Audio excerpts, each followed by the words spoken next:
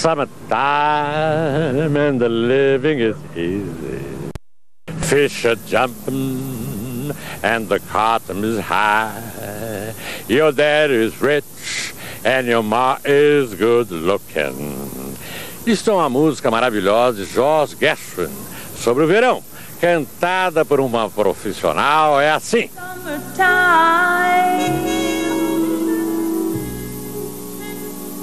And the living is easy. Em maio de 1996, Paulo Francis abria sua coluna no Bom Dia Brasil cantando Summertime. O dia estava pacato e nenhuma notícia justificava uma coluna vindo de Nova York. Então Francis foi para o Central Park e cantou. O calor virava notícia. Mas por profissional ou cantada por mim é tudo conversa fiada. Em Nova York, o verão é um inferno, pior que Tanganica. Quem tem dinheiro se manda para as praias, para os Hampton ou para as montanhas, para os Berkshire. Só ficam na cidade proletas desocupados e jornalistas como eu, que têm de ganhar a vida. Mas se o verão é chato, e é muito chato, você pode pegar um ar-condicionado maravilhoso no balé da cidade, onde estão dançando Apollo, a colaboração maravilhosa musical de Igor Stravinsky com o talento de Balanchine, o coreógrafo.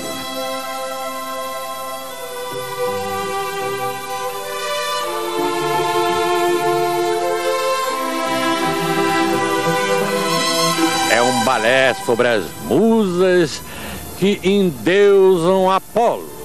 As musas são Terpsícore da dança, Euterpe, Calíotrope, toda essa gente dançadas pelas maravilhosas bailarinas do City Ballet e o Apollo Niles Martin. Atenção, meninas, ele é bonito como um deus e gosta de mulher, o que é um tanto surpreendente em bailarino. Dante, quando escreveu O Inferno, certamente imaginou Nova York.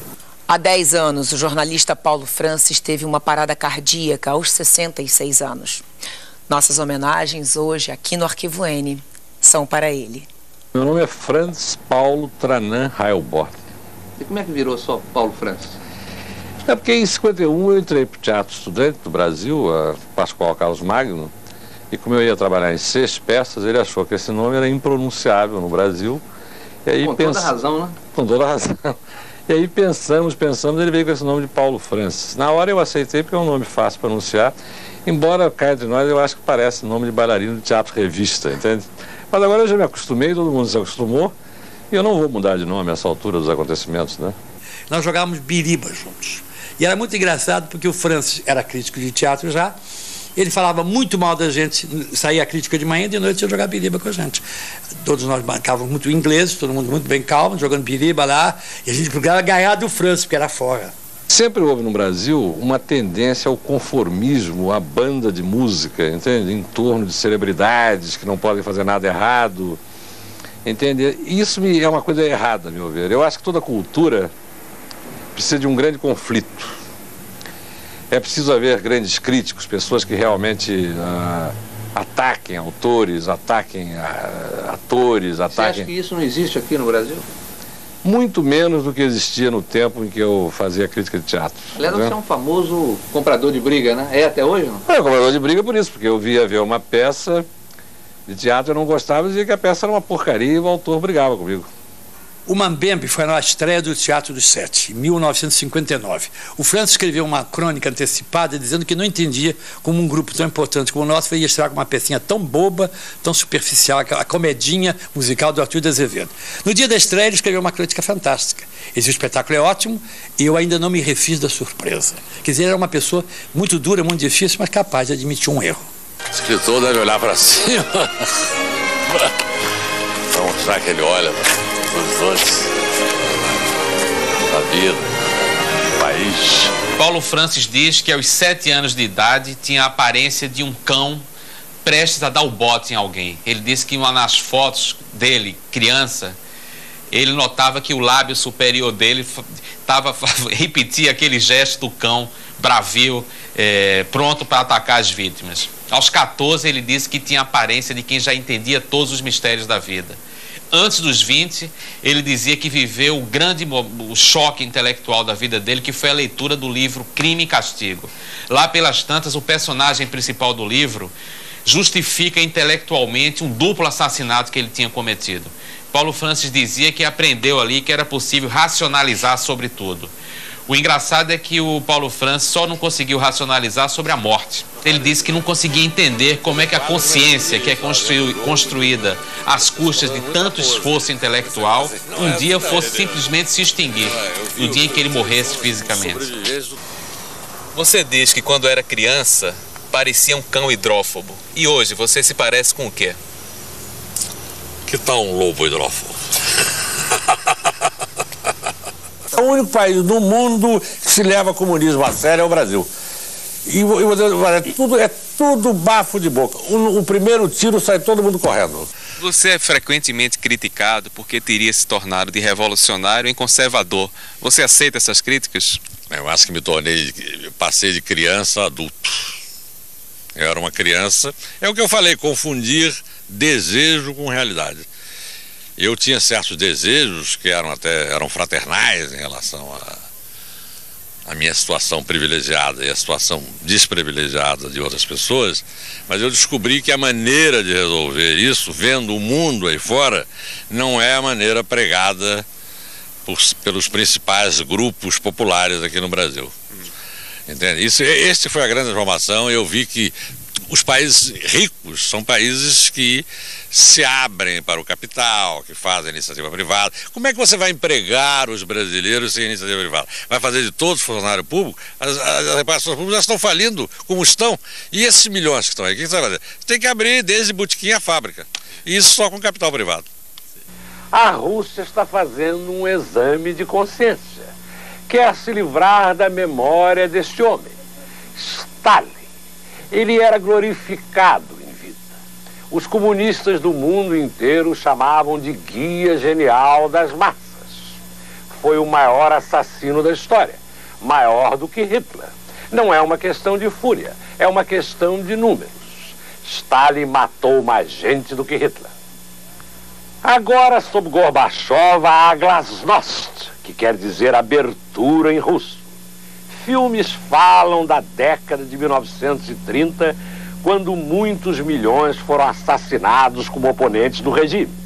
Livros descrevem o clima de terror. Alguns filmes mostram os camponeses sendo caçados a bala pela polícia. Morreram 10 milhões de camponeses, como disse o próprio Stalin a Winston Churchill. É uma dose para cavalo para o povo soviético, que antes só conhecia a propaganda oficial do tudo bem. Tudo isso é muito sadio, mas não é bem assim. Stalin, afinal, era apenas um homem, ainda que um homem excepcional. Mas fez o que fez porque o sistema comunista só admite um governo, um partido e uma opinião. Gorbachev não quer desmantelar esse sistema. Quer liberalizá-lo, acabar com a brutalidade e a estupidez desnecessárias. É bom, mas não basta. A União Soviética só será um país moderno quando admitir a bagunça criadora da democracia. Todos os países verdadeiramente ricos e livres são democracias. A história não mente. Qual a lembrança que fica dele? Dolorosa. É difícil a gente escapar ao fato de que conviveu tanto tempo com uma pessoa, para dizer uma coisa com respeito ao Paulo Francis, que não é polêmica, uma pessoa tão forte, tão capaz de expressar as suas próprias opiniões, sem medo e às vezes até exageradamente. As pessoas ficavam contra ele porque ele fazia questão, às vezes, de ser exagerado para provocar. Mas era uma pessoa a que ninguém, de modo geral, razoavelmente alfabetizado, podia ficar indiferente. Se o Brasil não mudar para melhor até 1998, eu vou ser cabo eleitoral, vou votar no Lula, vou até usar camisa com aquela barbicha elegante que ele tem, fazendo campanha em favor dele. Se não mudar melhor para 98. É a última chance da minha geração de consertar essa porcaria desse país. Você escreve ou você dita? Quando você está escrevendo? Eu estou precisando, eu às vezes dito que quero ditar o tempo todo, porque eu estou cansado de escrever. Mas você consegue, por exemplo, ditar uma coisa longa de 3 minutos? Você não perde o fim da meada, não? Dito minha coluna de uma página inteira agora, nesse momento, no telefone. Sem consultar nada? Sem consultar nada. Você dita em pé ou sentado? Sentado.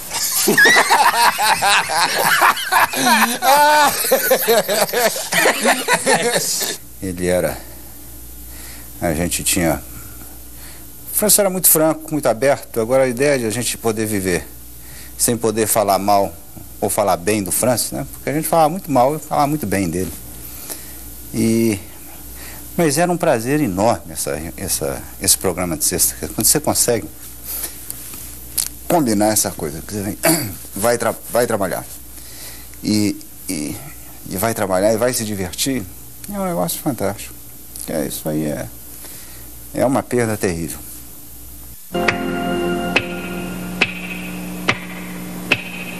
Cool, C-O-O-L em inglês, quer dizer frio, mas quer dizer também distante, superior, acima de tudo, au-dessus de la mêlée, como dizem os franceses. Estrela é cool, gente diferente é cool, gente fina é cool, mas quem é realmente cool?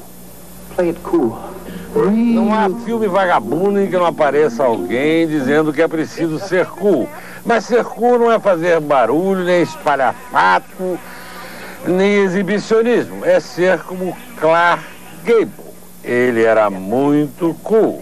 Ou Marlene Dietrich, que também era muito cool. Ou John Kennedy, que sempre foi a essência do cool, até com a filhinha e com a mulher. Podemos também ir para pessoas como Jack Nicholson, que era também cool, mas há um bocado de barulho em volta e gente reclamando atenção. Mas é muito difícil ser cool. E não adianta você dizer às pessoas que elas não são cool, porque elas vão ficar furiosas. É melhor não dizer nada. Mas você pode ter certeza de que Humphrey Bogart e James Dean eram cool, Madonna, e cá entre nós, Andy Warhol também, apesar de ter inventado esta besteira de que todo mundo vai ficar famoso durante 15 minutos. Ele falava coisas maravilhosas, assim, que não pode ser tomado ao pé da letra. Qualquer pessoa inteligente lê 2 páginas de um livro já sabe que é uma porcaria. É um jeito de dizer, não é verdade absoluta, uma coisa racional isso. Morri de rir com ele. Tudo que tem na internet eu já sei desde os 15 anos de idade. Na China não há muito o que fazer à noite, a não ser filhos. E é proibido até uma certa idade, e cada casal só pode ter um filho, porque a China já tem 1 bilhão de habitantes. É uma força, mas é também um problema, alimentar essa gente toda. O que fazer? Ver televisão. A China é o maior mercado em potencial do mundo. As televisões americanas estão vendendo adoidado. Que tal Marilyn Monroe em chinês? A maioria dos programas que os chineses compram é para crianças. Educação é uma das bases do Estado chinês.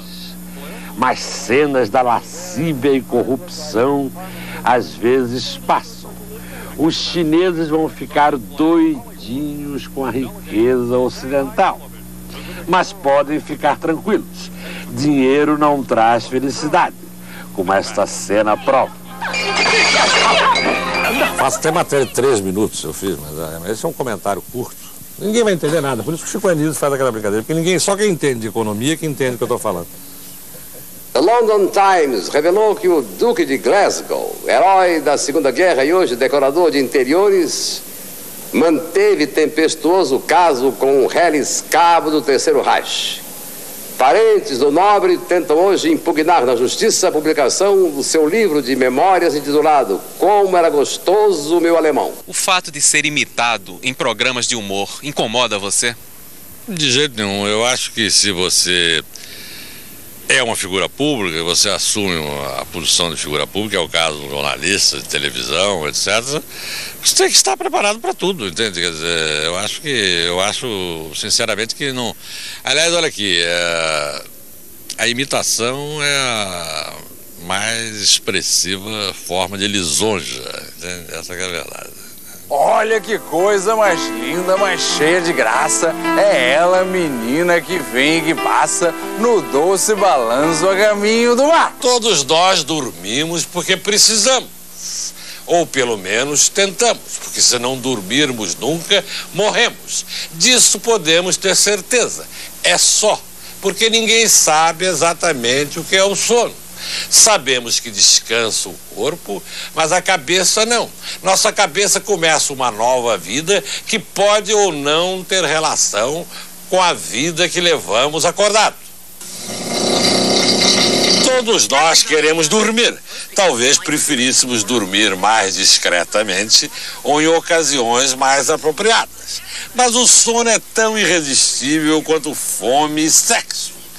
Mas o que é o sono e o sonho? Freud dizia que sonhávamos com as nossas aspirações reprimidas ou irrealizadas. Há muita contestação. Mas o certo é que há uma coisa completamente diferente acontecendo na nossa cabeça de que quando estamos acordados. Ninguém nunca matou esta charada. O máximo que os sonólogos afirmam é que o sono descansa a cabeça porque separa consciência de cérebro. Ou seja, estamos pensando em outra coisa que não tem nada a ver com a nossa vida. Mas como se explica um pesadelo? Ninguém nunca conseguiu explicar cientificamente um pesadelo. Uma boa notícia é que se mexer entre 40 e 60 vezes por noite é muito saudável.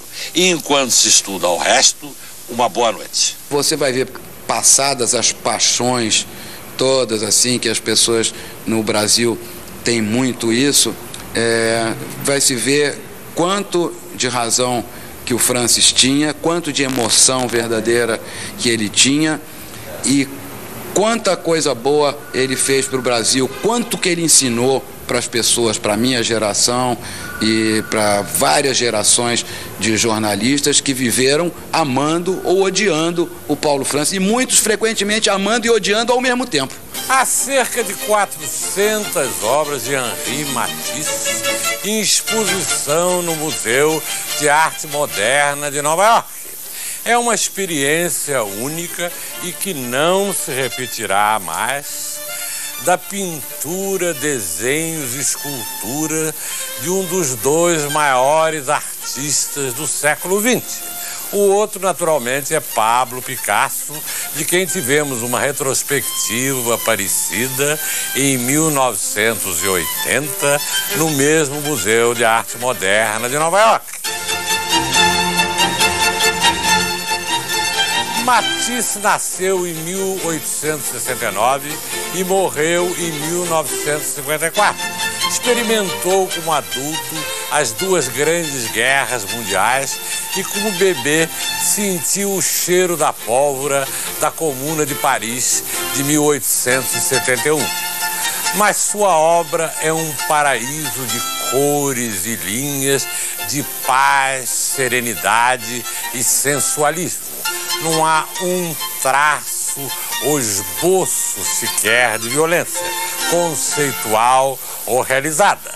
Matisse começou acadêmico, como todo mundo era no século passado, chegou a ser fleuve selvagem e passou finalmente a experimentar com todas as formas possíveis do figurativismo, ou seja, de copiar a natureza, mas não como ela nos parece ser, mas como parece ser ao artista. O seu senso de aventura é infinito, não há o que ele não tenha feito. A exposição abre para o público segunda-feira. É uma experiência que quem vier a Nova York não pode perder, porque não haverá nada de igual até o século XXI. Você se considera o último representante de um tipo de jornalista que tem opinião própria e que ocupa espaços privilegiados na grande imprensa? Você é um caso único hoje no Brasil, né? Não, eu não sou. Tem vários outros que estão por aí. Agora, eu acho que a minha tendência, quer dizer, que é de escrever e discutir, ter opiniões, caiu muito de moda, né? A tendência hoje é tudo curto, é tudo pequenininho. Mas eu trabalho também no curto e no pequenininho, tanto que eu trabalho em televisão, faço comentário de 1 minuto. Agora, eu acho que precisaria talvez desequilibrar um pouco isso, quer dizer, trazer mais esse jornalismo de grande. No meu período foi um grande período, no período da minha juventude foi um grande período jornalístico do Carlos Lacerda, do Joel Silveira, Moacir Werneck de Castro, Paulo Silveira, essa gente toda, em suma que Otávio Malta, não são incontáveis, todos eram pessoas com opiniões definidas, que se expressavam, entende? E eu não estou nem julgando, eu sou uma pessoa muito tolerante, eu não estou julgando tendências, não. Estou falando da qualidade. Get a cake from cocaine, não Louis Armstrong, que pelo visto nessa música de Cole Porter não gosta nem de cocaína nem de champanhe. Bem, talvez ele devesse ter tomado vitamina E. 1000 miligramas, que o New York Times de hoje diz que a vitamina E retarda o envelhecimento dos ratos. Logo, o que é bom para os ratos é bom para o ser humano. Yes, I get no kick from champagne. Mere alcohol doesn't thrill me at all. So tell me, why should it be true? Babe, I get a kick out of you.